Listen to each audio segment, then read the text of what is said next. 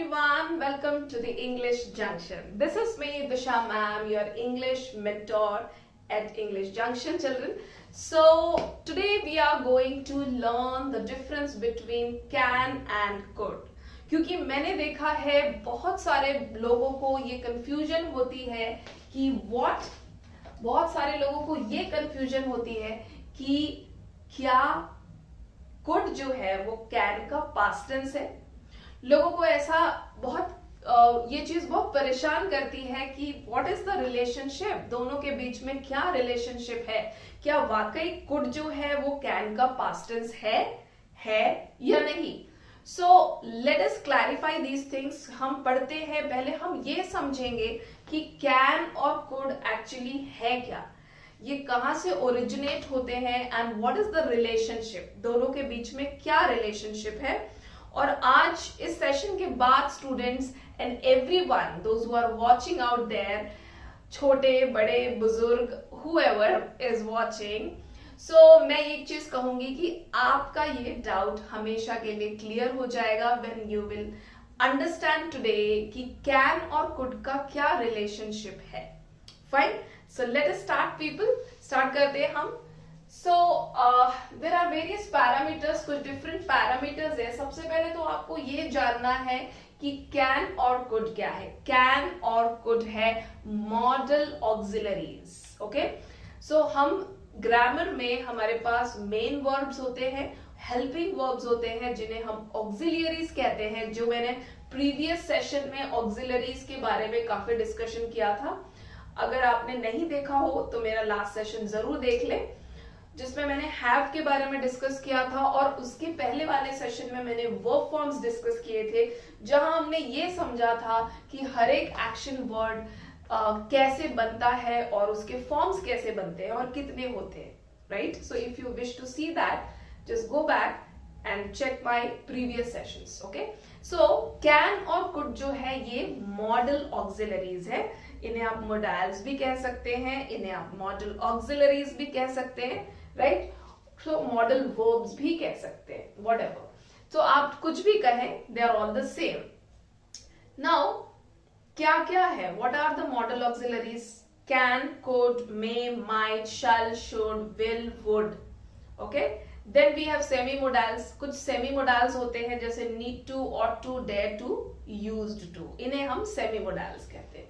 तो हम बाकी मोडाल्स तो हम बाद में डिटेल करेंगे, but today we are going to learn what is the relationship between can and could, दोनों के बीच में क्या रिलेशन है, आज हम ये समझेंगे। ओके, सो आपने ये जान लिया कि कैन और कुड क्या है, मोडाल्स हैं, मॉडल ऑक्सिलरीज है। Okay, now let me tell you one thing very clear. आप सबको एक चीज क्लियर होना चाहिए कि जैसे जो दूसरे एक्शन वर्ड्स होते हैं, उन एक्शन वर्ड्स के 5 फॉर्म्स होते हैं।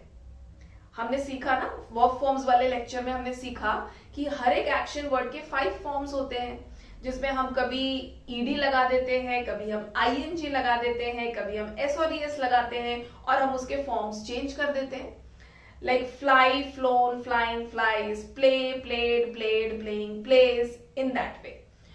लेकिन ये जो मॉडल ऑक्सिलरीज है, इनका कोई फॉर्म नहीं होता, ये एक ही बेसिक फॉर्म में आते हैं, राइट। इनमें आप ईडी, आईएनजी, एस और ईएस लगाकर इनका फॉर्म हम चेंज नहीं कर सकते, be very clear about it. So ये अपने बेसिक फॉर्म्स में होते हैं, ठीक है। सो लेट अस अंडरस्टैंड, और इसके बारे में हम क्या जान सकते हैं। एक चीज और बताऊंगी कि हर modal, every modal is followed by first form of the verb. सारे मॉडल ऑक्सिलरीज के बाद हमेशा वर्ड का फर्स्ट फॉर्म ही यूज होगा। Can do, can write, can talk, may talk. Okay, so this way, so he could ask, he could walk alone, he could talk to me. So आप हमेशा देखेंगे जब भी मॉडल ऑक्सिलरी आएगा, उसके बाद it is always followed by first form of the word. Word के first form ही आएगा उसके बाद, जिसे हम प्रेजेंट फॉर्म कहते हैं, जिसे हम रूट वर्ब भी कहते हैं, जिसे हम बेसिक वर्ब फॉर्म भी कहते हैं, और वो प्लूरल भी होता है, ठीक है। So let us come back to can and could. अब हम देखेंगे students what is the difference और दोनों के बीच में रिलेशनशिप क्या है, राइट। सो कैन भी एक मोडाल है, कुड भी एक मोडाल है, दोनों मॉडल वर्ब्स है। अब देखिए एबिलिटी, मैंने यहाँ पे 4 पैरामीटर्स लिखे हैं। देयर आर 4 पैरामीटर्स स्टूडेंट्स, जिन पैरामीटर्स के बेस पे हम ये समझेंगे कि कैन और कुड के बीच में क्या रिलेशनशिप है। Okay, so first I have taken is ability. Ability मतलब कुछ करने की क्षमता, उसको एबिलिटी कहते हैं, कुछ कर सकना, ठीक है, कर सकने को हम एबिलिटी कहते हैं। सो एबिलिटी भी 2 तरह की होती है, एक तो प्रेजेंट में होती है जो हम अभी कर सकते हैं, और कुछ चीजें ऐसी होती है जो हम पास्ट में कर पाते थे या कर सकते थे लेकिन अब नहीं कर सकते, राइट।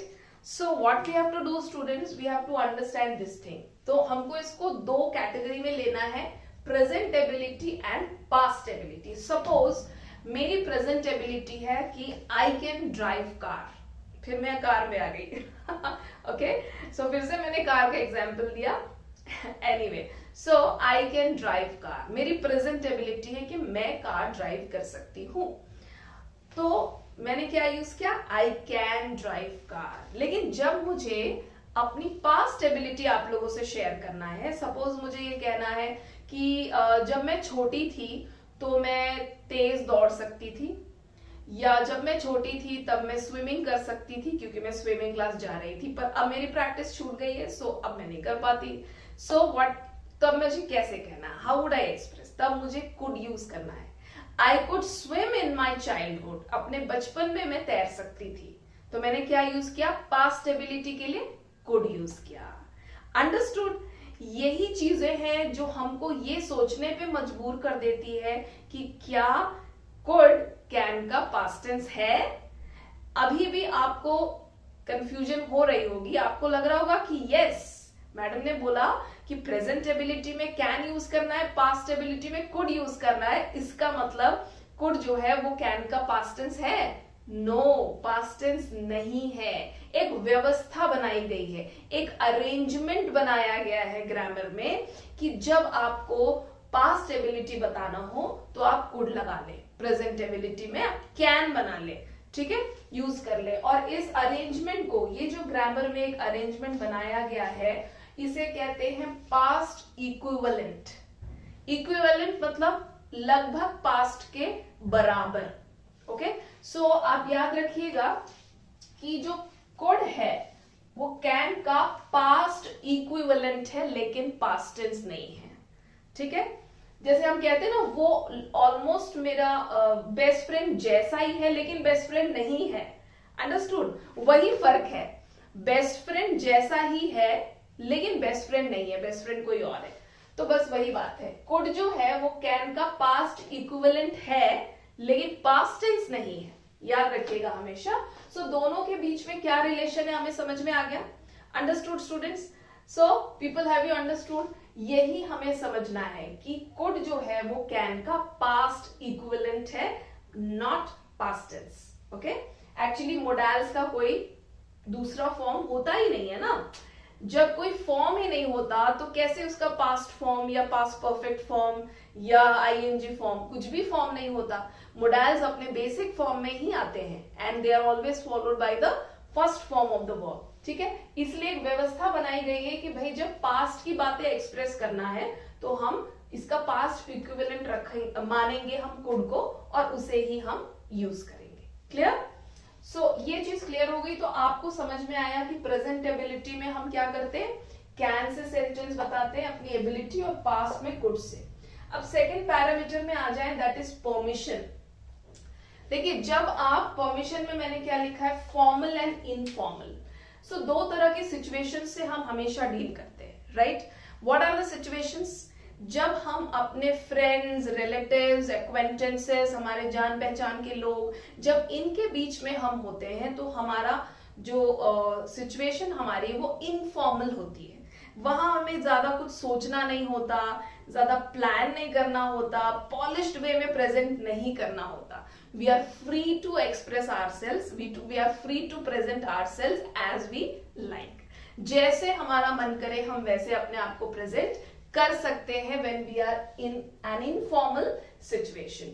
तो आप एक बात बताइए, अगर आप एक इनफॉर्मल सिचुएशन में, सपोज आप अपने कजिन्स के साथ है बहुत सारे, ठीक है, you are meeting after so long, बहुत सारे कजिन्स हैं, तो आपको हेजिटेशन होगी अपने कजिन से कुछ परमिशन लेने में?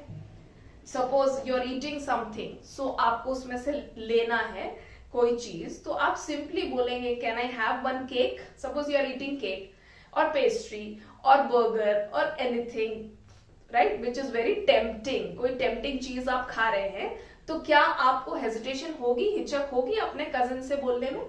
बिल्कुल नहीं होगी, क्योंकि यू आर कजिन्स, आप बचपन से साथ में बड़े हुए हैं, तो ऐसा छुपाने या फिर पॉलिश करके प्रेजेंट करने वाला सीन नहीं होता है, राइट? सो हम डायरेक्टली बोल सकते हैं can I have one piece, और मे बी हम पूछे ही ना, right? So can I have a piece of cake और can I have both the pieces of cake, so it's like that, ठीक है?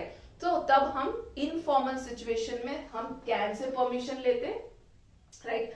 अब सपोज आप अपने क्लासरूम में हैं अपने क्लासमेट के साथ और आपको पेन की जरूरत है, तो आप सिंपली बोलेंगे can I take your pen, right? हो सकता है प्लीज भी ना बोले, जिसके जो आपका बेंचमेट है वो डेली आपके साथ बैठ रहा है, तो हो सकता है प्लीज भी ना बोले।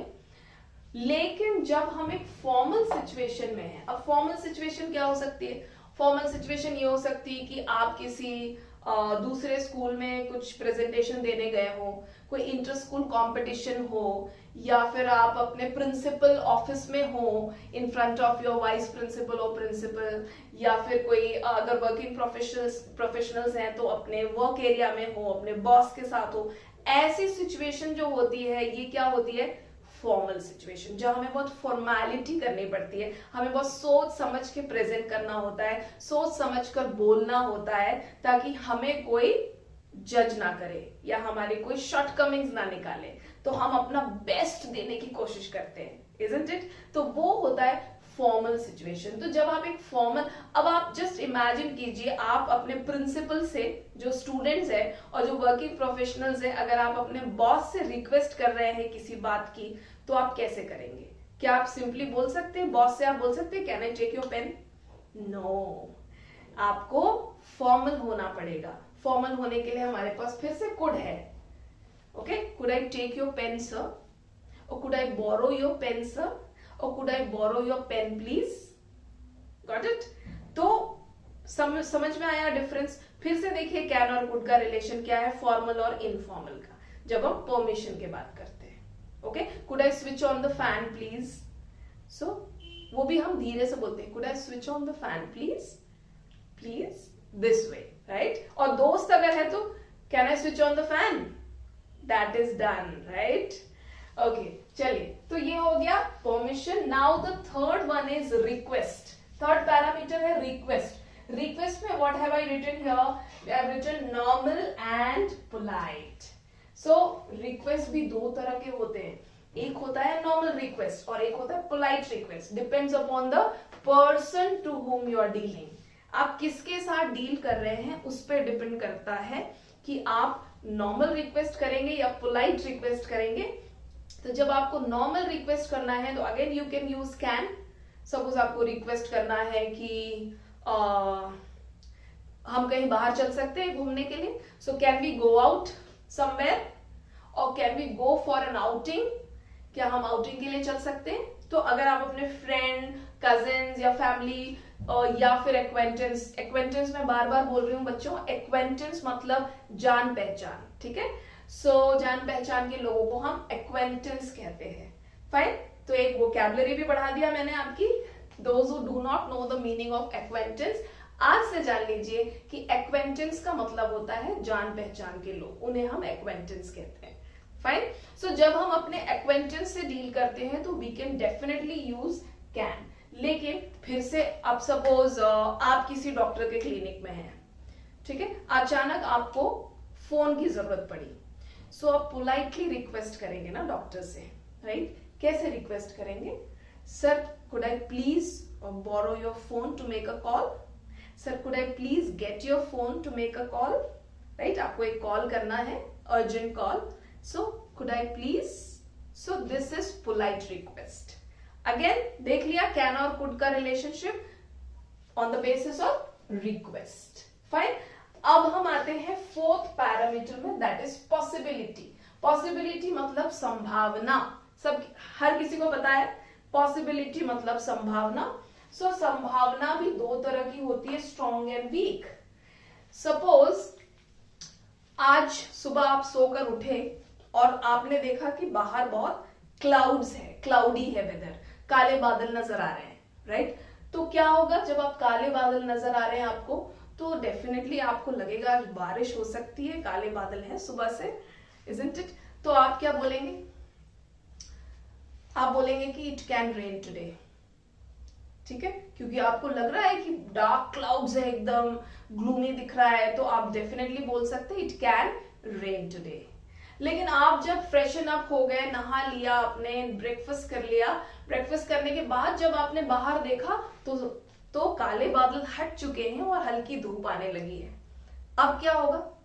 अब जो संभावना थी, जो पहले बहुत स्ट्रांग थी काले बादल को देखकर बारिश की संभावना, वो संभावना अब वीक हो चुकी है।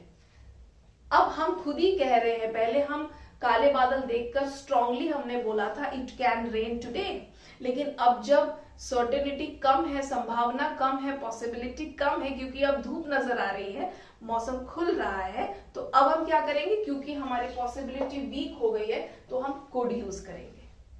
सो वीक पॉसिबिलिटी के लिए हम क्या यूज करेंगे? Could. It could rain today मतलब हो भी सकती है, नहीं भी हो सकती, right children? So got it? So understood? So these are the four parameters. So possibility के बेस पे strong और weak का relationship है, request के बेस पे normal and polite का relationship है, permission के बेस पे formal and informal का, और ability के बेस पे present and past ability. So these are the four parameters जहां पे can और could का relationship बनता है। Okay, now I will tell you one more thing.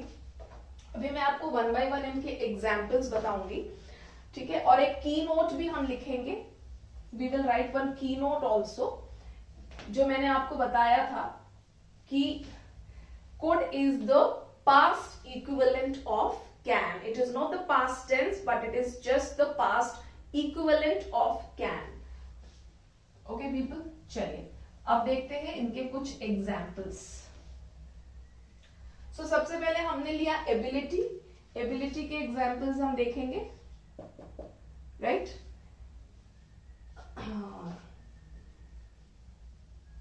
Okay, let me write down EX।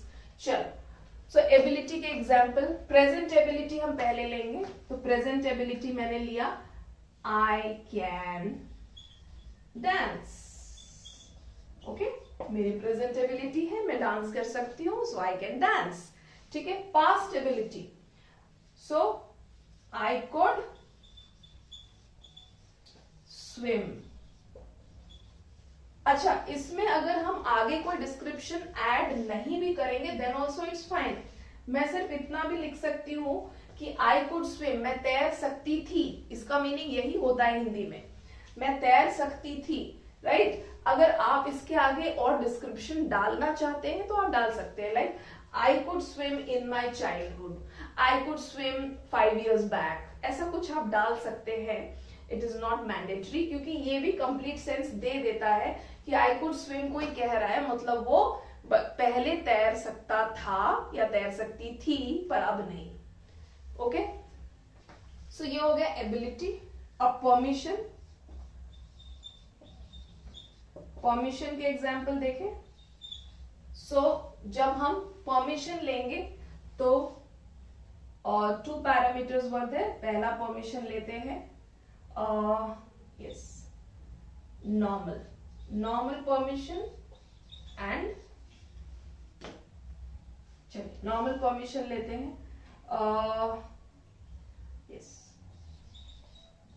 Can I leave the class?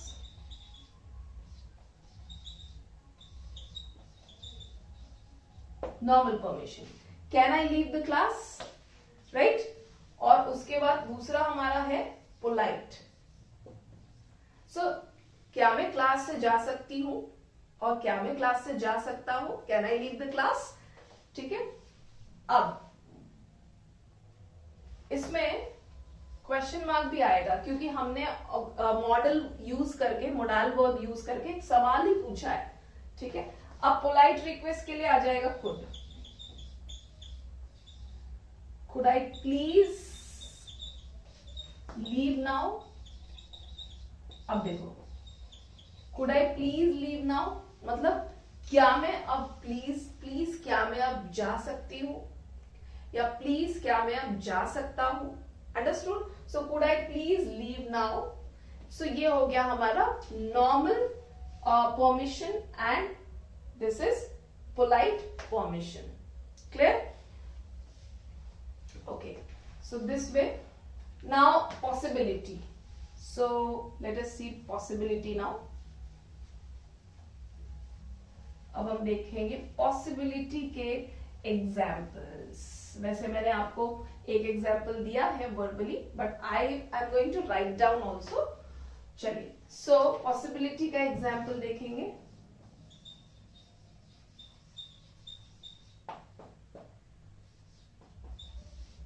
Yes, possibility का example होगा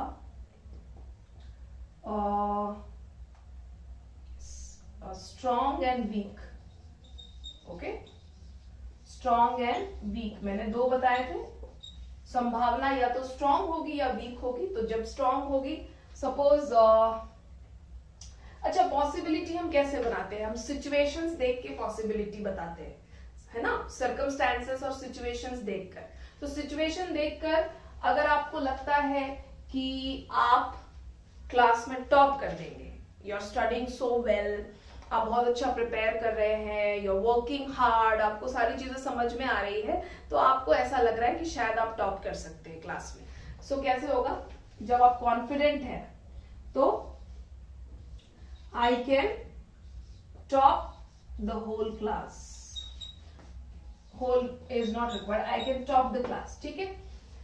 लेकिन आपने फर्स्ट पेपर दिया, आपका फर्स्ट पेपर बहुत अच्छा नहीं गया, राइट, और बाकी सारे पेपर्स ठीक गए, तो अब आपकी पॉसिबिलिटी थोड़ी सी कमजोर पड़ जाएगी। अब आपको लगेगा कि oh my God, first paper थोड़ा सा बिगड़ा था, बाकी पेपर्स तो अच्छे गए हैं, तो आपकी पॉसिबिलिटी, संभावना टॉप करने की थोड़ी सी कम हो गई। तो अब आप क्या करेंगे? स्मार्टली आप कुड यूज करेंगे। I could top the class. Okay, understood people? सो ये वाला जो था, it was a weak, strong possibility and this is a weak possibility. Normal permission, polite permission. Okay, fine. So this is how you have to do. अब एक और हमारा बच गया है request. So let us see the examples of request also, वो भी हम बता देते हैं आपको। रिक्वेस्ट के एग्जाम्पल कैसे बताएंगे?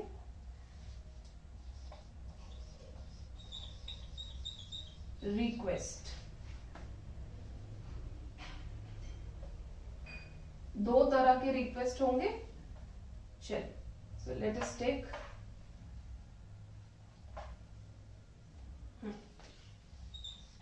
Formal and informal. Okay, formal and formal condition में कैसे रिक्वेस्ट करेंगे? जब आप फॉर्मेलिटी कर रहे हैं, जब आपको अपने आप को बेटर वे में प्रेजेंट करना है, तब आप कैसे रिक्वेस्ट करेंगे? आप बोलेंगे could I please borrow your pen. Could I please borrow your pen, क्या मैं प्लीज आपका पेन बोरो कर सकता हूं, या क्या मैं प्लीज आपका पेन बोरो कर सकती हूँ, राइट। नाउ अब इनफॉर्मल, अब आप अपने फ्रेंड से पेन मांग रहे हैं, तो फिर कौन रिक्वेस्ट करता है? Who says please to friend? Friend को कौन प्लीज करता है, राइट। सो आप सिंपली बोलेंगे, हो सकता है ना भी बोले, can I take your pen. आप प्लीज भी ना बोले, isn't it?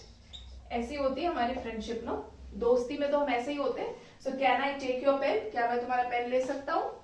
So this is the difference students, ये डिफरेंस है फॉर्मल एंड इनफॉर्मल में, ठीक है। फॉर्मल में हमें कुड यूज करना है और इनफॉर्मल में हमें कैन यूज करना है. नाउ अभी जो what I wanted to explain which is very important, जो मैं चाहती हूं कि आप लिख लें, सो दैट इज द एक नोट की तरह आपको ये लिखना है और हमेशा याद रखना है दैट